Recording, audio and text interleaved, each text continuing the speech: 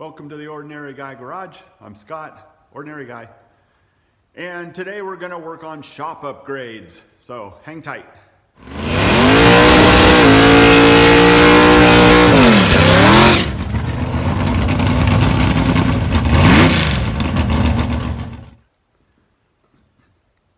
All right, so I'm gonna give you a brief tour of what my shop is, kind of how it's set up, and the problems with it for me, and what I'm gonna do. So, and I think I'm gonna make a series of this. So this is gonna be part one, I guess, or something, I don't know. I'll figure out as I go along. But anyways, let's get started. So right here, you can see the door. Wait, the door. Try to go left and it ends up right in the thing, kind of like when you comb your hair in the mirror. Anyways, the door is right here. So this is where I come in. This is a 25 by 30 shop. It's not very big. It's big enough I can do quite a bit. I've done a lot in this shop. I have a 13-foot ceiling to the peak. As you can tell by the echo, it's not insulated, and that's something I want to do. And that's kind of held me back from doing a lot of the things that I want to do because I need to insulate, but that always ends up at the bottom of the list, but really it's like the first thing I need to do. So I'm just gonna, the upgrades that I'm gonna do are gonna be kind of working around that insulation. I'm gonna insulate it, but I'm not doing it right now because I just don't have the cash to do it. So anyways, the door, this is where it comes in at. Now over in here, I guess you can see, I got the arbor press here that's on an old Craftsman stand, which is kind of a piece of junk. That's going to get dealt with. I think I'm going to put it on a smaller stand and be able to move it around different places easier because it kind of takes up a bit of space. In the corner here, I have my compressor, and I put a pad out back, a little 2x2 concrete pad I put behind the shop that is going to get anchored to. And then I'm going to build a doghouse over it to keep the weather off of it. So that'll be outside. So what that's going to do for me is this corner of the shop will be a lot more open. Right now it's just kind of, I hate things piled up and I hate having stuff behind stuff. So that corner is kind of a thorn in my side, and I'm going to get that taken care of. The other thing is you could see my tool, let me move us out a little bit. You could see my welding stuff goes right there, and that gives me room to put, maybe my bandsaw might go into this corner, or it leaves me room for another welder or something like that. So that's what that's all about.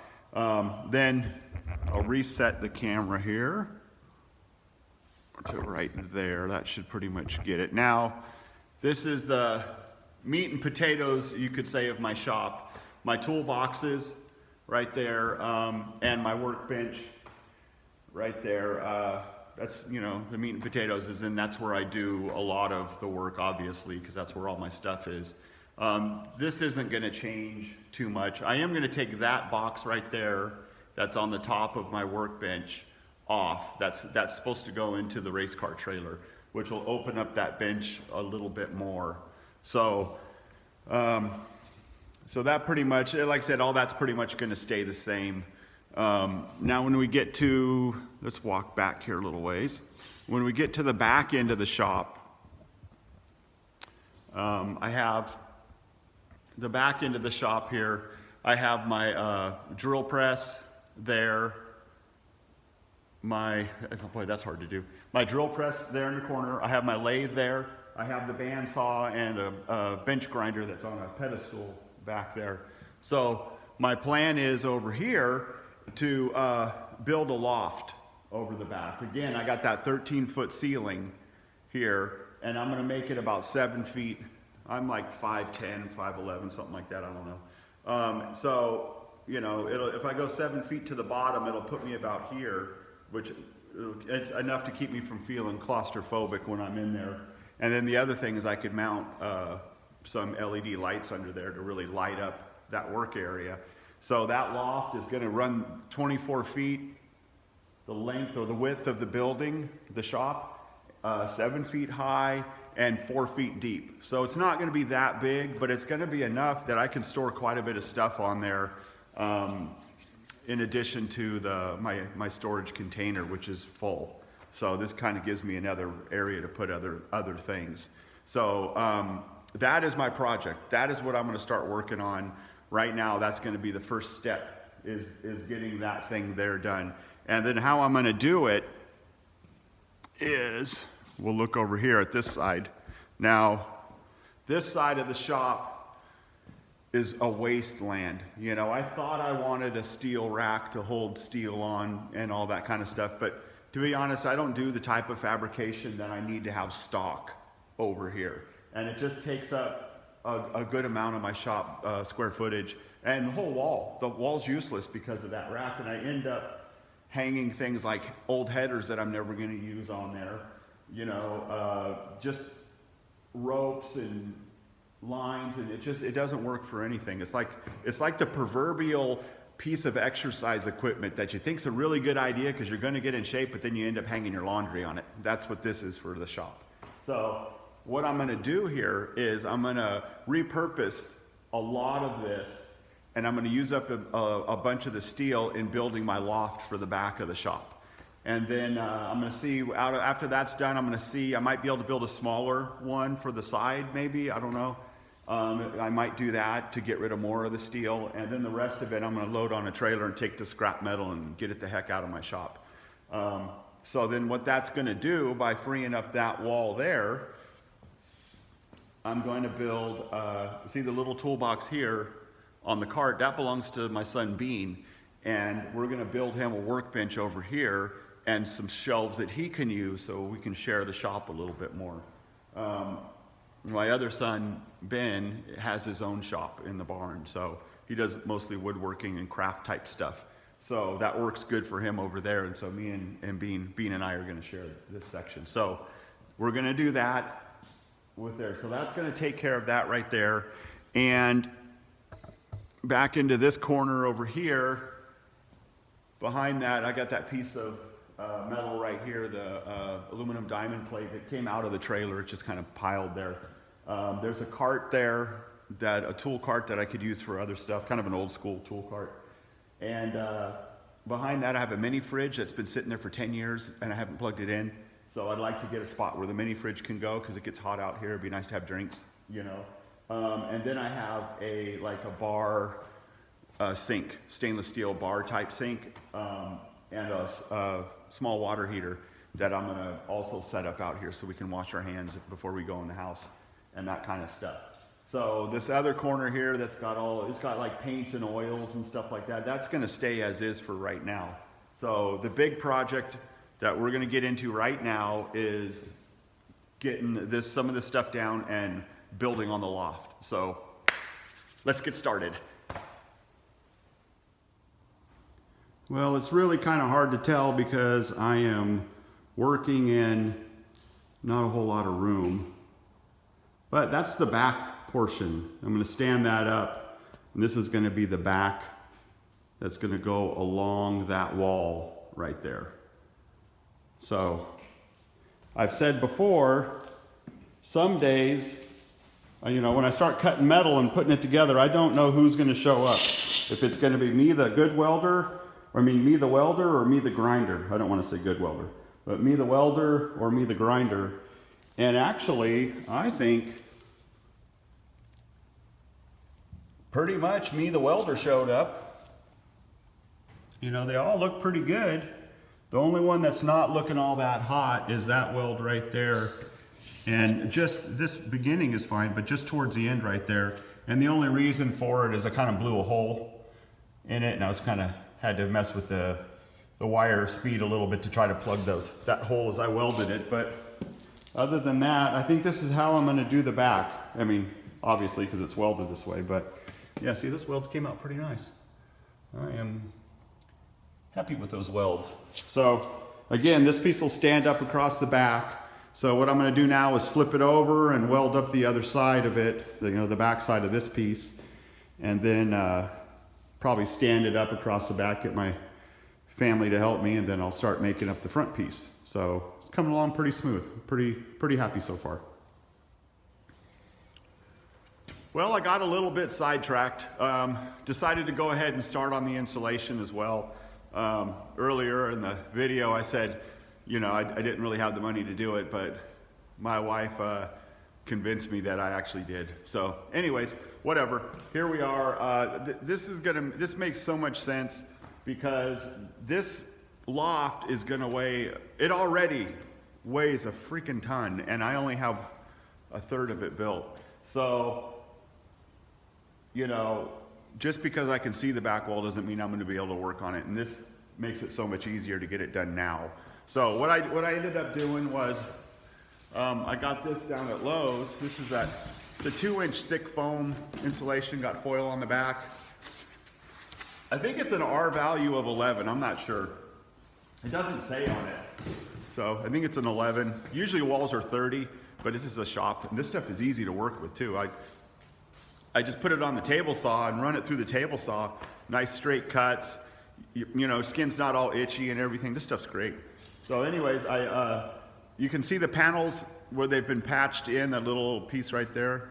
That's because these are not 4 feet, they're a little bit wider. So stuck it up there, cut that strip on the table saw, put the foil tape on it, and then pushed it in. This stuff is super lightweight. Pushed it in, it stayed right in place. Then I got these 1x4 furring strips that I'm gonna run across. That's just the bottom row, then there's gonna be up the rest. So, and then what I'm gonna do is stack 2 pieces, run 2 rows of 1/2-inch plywood around the lower 8 feet of the entire shop.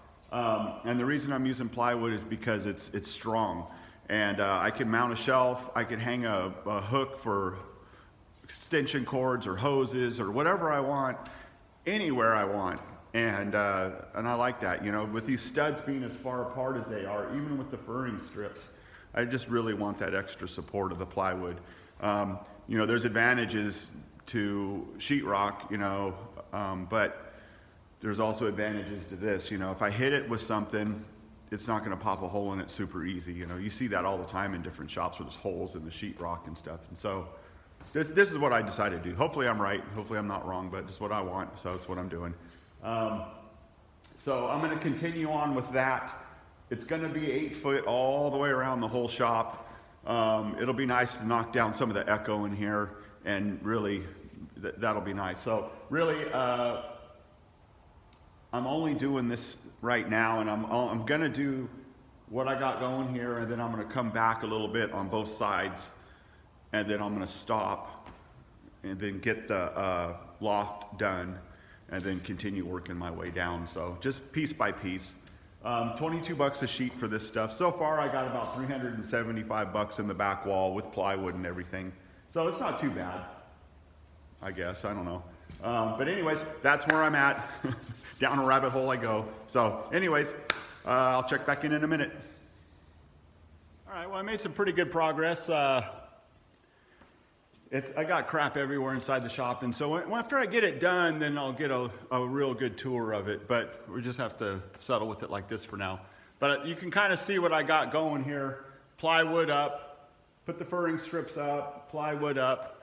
You can see like right there,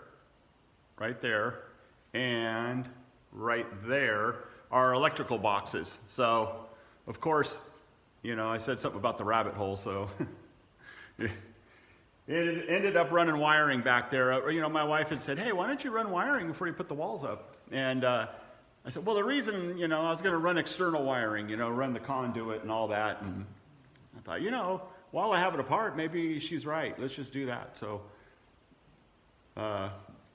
anyway, so that's what I did. I ran some wiring back behind it. I'm going to run it separate circuit. This shop, I have 100 amp service, or is it 200 amp? I can't remember. I got really good electrical service in this shop, and I have 2 outlets. I have two 220 outlets, a 30 amp and a 50 amp, and then I have 2. There's a 30 and a 40, whatever. Anyways, I got two 220 outlets, and then I have only 2 plugs for the 110, and then I have the lights on a separate one. So when the shop was built, I had an electrician come out here, and he put that in there because that's what he needed to have for it to pass inspection or whatever. So and I haven't wired it up. In 10 years I've had this shop. I've never wired it up because I needed to do the walls first. So I got this kind of crazy extension cord kind of thing going on. Not anymore. Now I finally got my wiring running through there, man. This is working out pretty neat. So I'm really happy. I'm really happy with how it's going. It's you know, it's funny because I'm building this loft with metal on my rack that I'm trying to get rid of. This was going to cost me about $100, maybe $200 to build this rack. We're not going to talk about how much money I've been spending at Lowe's because I've been there 3 times and loaded the back of my truck because that wasn't enough. So I had to get enough to do the sides, and then I realized, oh, wiring, I better do that. So then I took another trip for wiring, and I can't go there anymore. So, but looking pretty good, looking pretty good. So we'll get it wrapped up tomorrow, and then we'll get back on the loft. So anyways, check in again later. Well, I think I'm at a good stopping point for the insulation on this wall here, my sidetrack. Man, what a sidetrack this was. But you know what, it was good. Very rarely does my wife come out and say, hey, you know what you should do? She rarely does that, so I listened. So it's probably good. But man, it was a bit of a sidetrack. But you can see the back wall is done. I got the sides over here done enough. You know, that's 4 feet right there. So, and the rack's 4 feet. So I got enough of it done in the back sides that I don't have to fight it, you know, with the rack or the loft when I build the loft. And then I still got to run the wiring on down over to the, how do you do that? That box right there. I got to run the wiring down to there. But check out the mess. Holy man. It is chaotic in my shop right now. Got the, you know, the metal rack is all gone, and you can see that's just the scrap that's going to go. And you can kind of see out of my trailer all the metal out there. But anyways, so yeah, this is my stopping point for this video. Tomorrow morning, I'll come back out here, throw a couple more screws in, double check a few things, and then I'm going to get back on the loft, and hopefully I can have it standing tomorrow. So I'll make a video. That's going to be my part 2. But thanks for watching. Thanks for hanging out. Thanks for subscribing. I'm always grateful to the new subscribers and the old subscribers that, you know, watch my stuff. I greatly appreciate it. And if you haven't subscribed, go ahead and do it. And like and share and blah, blah, blah, all that stuff you're supposed to say with YouTube.